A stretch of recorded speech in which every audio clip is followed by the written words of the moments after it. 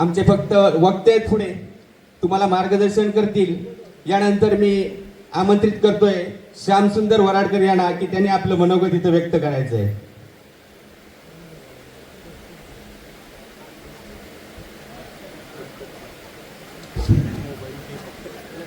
आपल्या वराडगावचं पंचायत श्रीदेव वेताळ यांच्या चरणी वंदन करतो. आज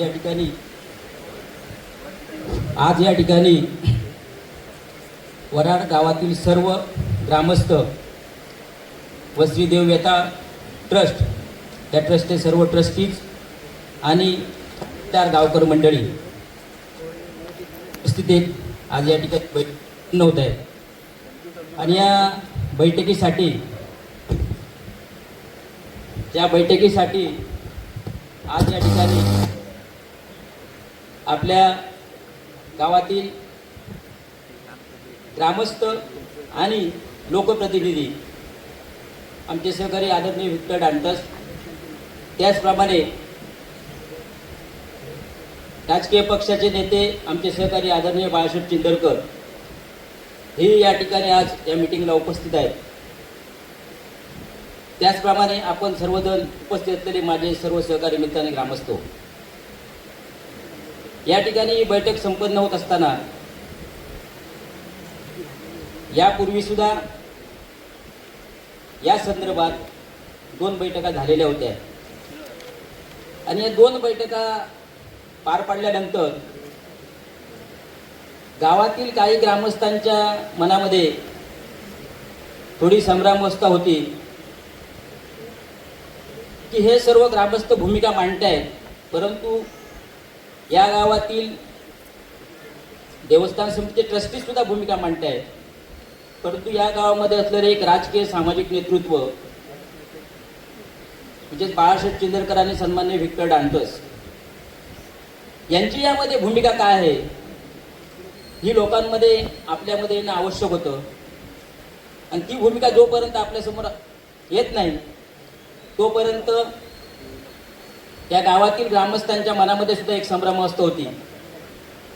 ती मला वाटतं आजच्या मीटिंगच्या निमित्ताने या प्रश्नाची कोंडी आज या ठिकाणी फुटेल आणि ह्या आपले दोन्ही ग्रामस्थ जरी असले तरी ते राजकीय लोकप्रतिनिधी सुद्धा आहेत, राजकीय पक्षाशी सुद्धा निगडीत ते कार्यरत आहेत. परंतु सर्वप्रथम या ठिकाणी ते भूमिका मांडताना या गावचे ग्रामस्थ म्हणून त्यांची भूमिका निर्णायक असणार आहे. त्याचप्रमाणे ॲडव्होकेट रुपेशजी कोरळेकर यांनी सुद्धा यावेळी 2 वेळच्या बैठकीमध्ये आपल्याला मार्गदर्शन केलं. सुरुवातीलाच त्यांनी सांगितलं की मी या ठिकाणी एक वकील म्हणून नाही तर मी तुमचा एक गावातील ग्रामस्थ म्हणून आलेलो आहे आणि त्यावेळी आम्ही सुद्धा गावातील ग्रामस्थांनी त्यांच्या भूमिकेचे स्वागत केले. आणि आज या ठिकाणी जी आपण बैठक आयोजित केली, या बैठकीमध्ये पूर्वी ज्या 2 मिटिंगा झाल्या त्या मिटिंगमध्ये घेतलेले निर्णय त्याची अंमलबजावणी करताना आपण सर्वांनी या दोन्ही नेत्यांना विश्वासात घेऊन ती अंमलबजावणी करावी असं एक आपली सर्वांची भावना होती. आणि त्यामुळेच आज या ठिकाणी या दोन्ही नेत्यांच्या उपस्थितीत या ठिकाणी बैठक संपन्न होत आहे. बंधूंनो आणि भगिनींनो, या ठिकाणी आपल्याला कल्पना आहे की आता शरद पांचाळ यांनी आपल्या प्रस्तावनेमध्ये जो मुद्दा आणला की वराडमध्ये स्फटिक शिवलिंगाची स्थापना झाली आणि या स्थापनेसाठी आपण या ठिकाणी विरोधाची भूमिका दर्शवण्यासाठी या ठिकाणी उपस्थित आहोत. परंतु या ठिकाणी आपण एक गोष्ट लक्षात घेतली पाहिजे, नाण्याला जशा 2 बाजू असतात, छापा आणि काटा, तसेच या ठिकाणी 2 भूमिका आहेत, एक समर्थनाची आणि विरोधकाची.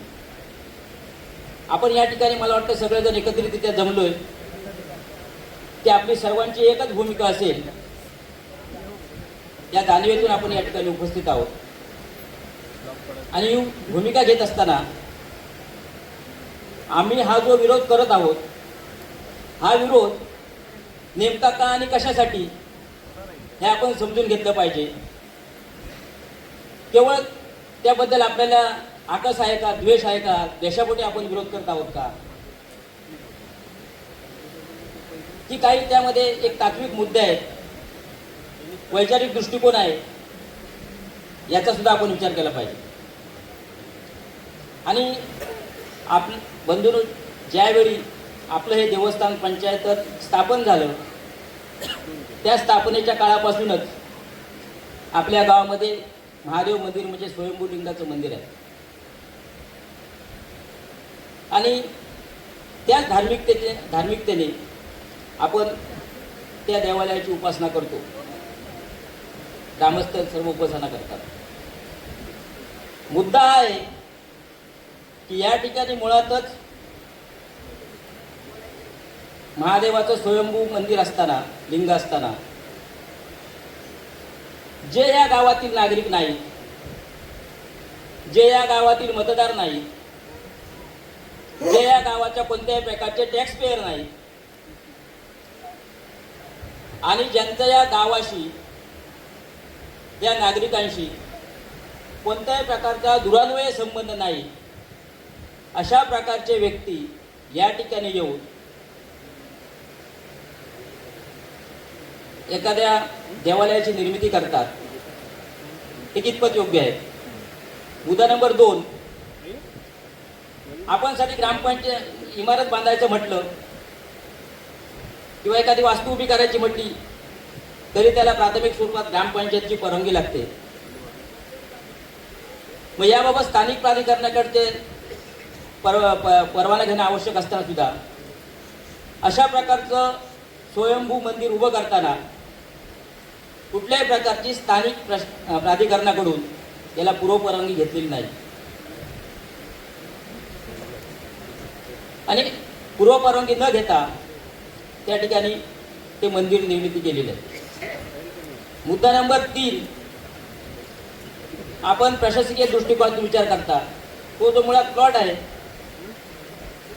त्याच्यात 17 की 18 प्लॉट्स पडलेले आहेत, म्हणजे निवासी प्रयोजनासाठी ती जागा बिनशेती केलेली आहे. आणि ज्यावेळी तुम्ही एखादी जागा निवासी प्रयोजनासाठी बिनशेती करता, त्यावेळी अशा प्रकारच्या जागेमध्ये कुठलंही धार्मिक स्थान त्या सर्व तिथले जे भागधारक असतील त्यांना विश्वासात घेतल्याशिवाय निर्माण करता येत नाही.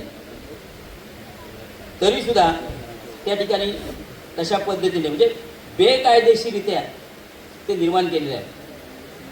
या ठिकाणी मुद्दाम बेकायदेशीर हा शब्द या ठिकाणी वापरला, तो तुमच्या लक्षात आणून देतो की एखादी गोष्ट निर्माण करताना या सगळ्या गोष्टींची आवश्यकता असते, परंतु याबाबत कोणत्याही प्रकारची प्रशासकीय पद्धतीचा योग्य मार्गाने अवलंब न करता अशा प्रकारची कृती करणं हे बेकायदेशीर आहे.